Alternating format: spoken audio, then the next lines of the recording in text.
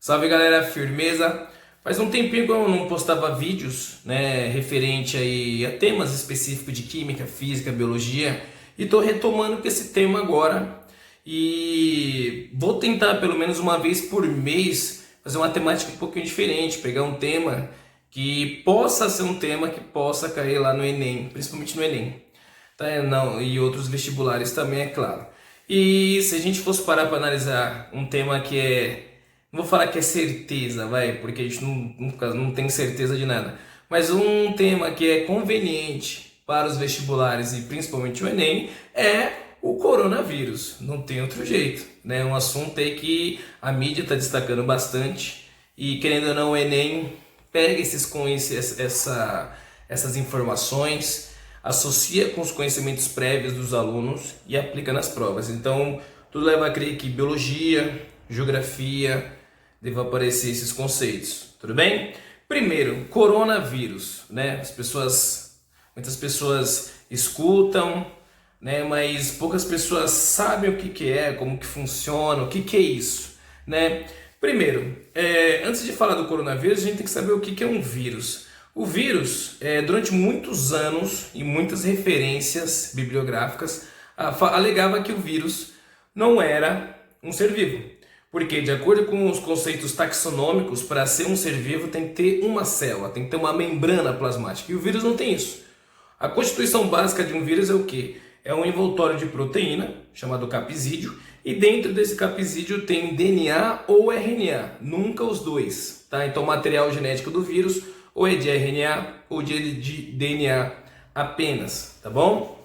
E ele é chamado de parasita intra-obrigatório, ou seja, para sobreviver ele precisa estar dentro de uma célula. Então o vírus ele não entra, ele fixa. Se vocês verem a estrutura de um vírus, parece que tem várias ventosas, então ele se adere na célula, deposita o seu material genético ali e conforme o metabolismo da célula vai atuando, ele vai se replicando também. Até que chega uma hora que faz o quê? Ele rompe a célula e vai para outra, que vai para outra. E aí o nosso corpo, na intenção de tentar controlar aquela infecção, começa a produzir mais anticorpos. E aí eleva o metabolismo e eleva a temperatura corporal, resultando no primeiro sintoma clássico, que é a febre, né? E é assim que funciona. Bom, então vírus a gente sabe que são parasitas intracelulares, ficam dentro da célula, utilizam o metabolismo da célula, causa lise nas células, ou seja, rompimento, e vai para outra, para outra, para outra, e assim por diante, né? O coronavírus, os vírus eles são divididos em famílias. Existem várias famílias. Por exemplo, existe uma família chamada influenza, que foi o causador aí da gripe suína, que é o H1N1. Existe, por exemplo, os retrovírus, que é do HIV, que são os vírus bem complexos, eles conseguem converter RNA para DNA. E existe a família do coronavírus, tá? O coronavírus, ele surgiu em 1960, obviamente na China.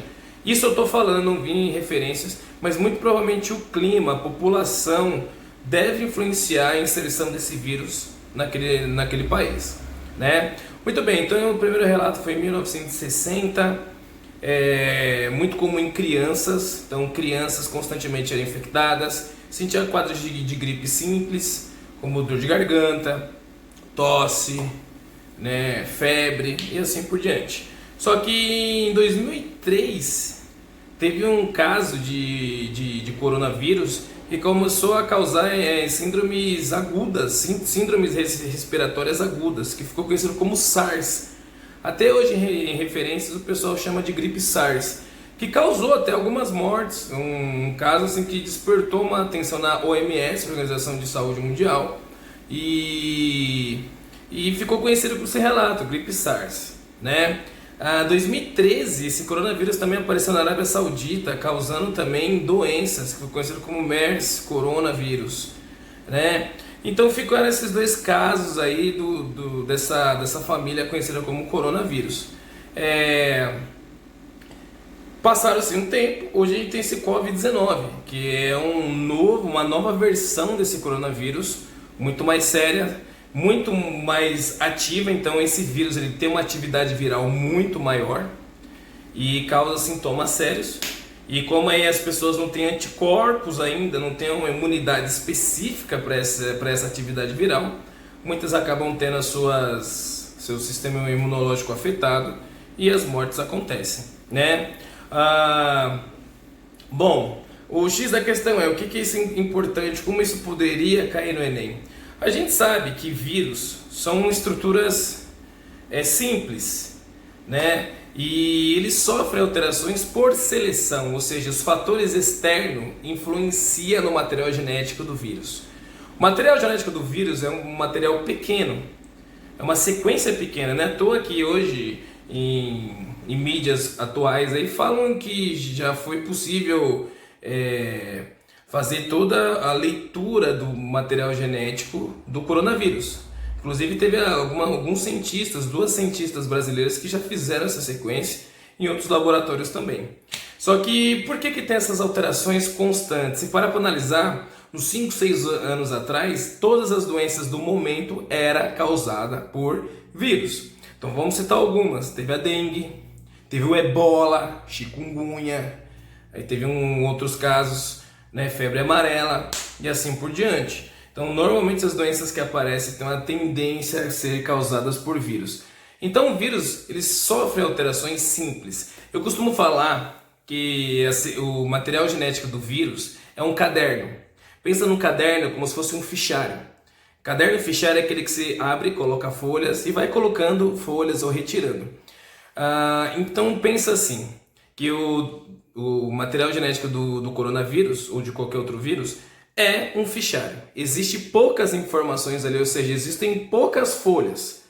Só que conforme esses vírus eles vão coabitando aí os ambientes, vão infectando as pessoas, eles vão recebendo mais informações.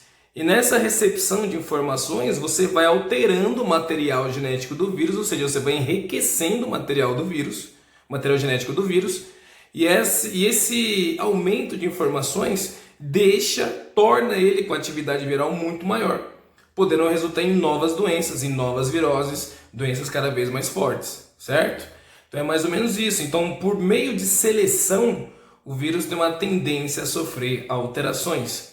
E nessas alterações, diversas viroses podem surgir aí pelo mundo. Não é à toa que existem várias pandemias e o coronavírus, né, o Covid-19, tem aí uma tendência a se tornar também uma pandemia. Isso sou eu que estou falando, tudo bem? Mas é isso, tá? Então, se parar para analisar, vírus são estruturas simples que parasitam aí as células, usam o metabolismo da célula, destrói, que a gente chama de ciclo lítico, né? E começa a ter esses sintomas peculiares aí, que é tosse, dor de garganta, febre e assim por diante, tá bom? Então é mais ou menos assim uma ideia por cima do que seria o coronavírus, se a gente fosse falar de forma simples. E no vestibular, geralmente o pessoal ia explorar isso, com composição química, atividade viral, por que sofre alterações e os sintomas, que é muito cobrado em certas provas, tá bom? É isso, galera, fica na paz, tamo junto, como eu falei, é só diversão, vou colocando as informações, a galera vai curtindo e tá tudo certo. Fechou, gente? Saúde e paz, o resto a gente sempre corre atrás, tamo junto, beijos e abraço.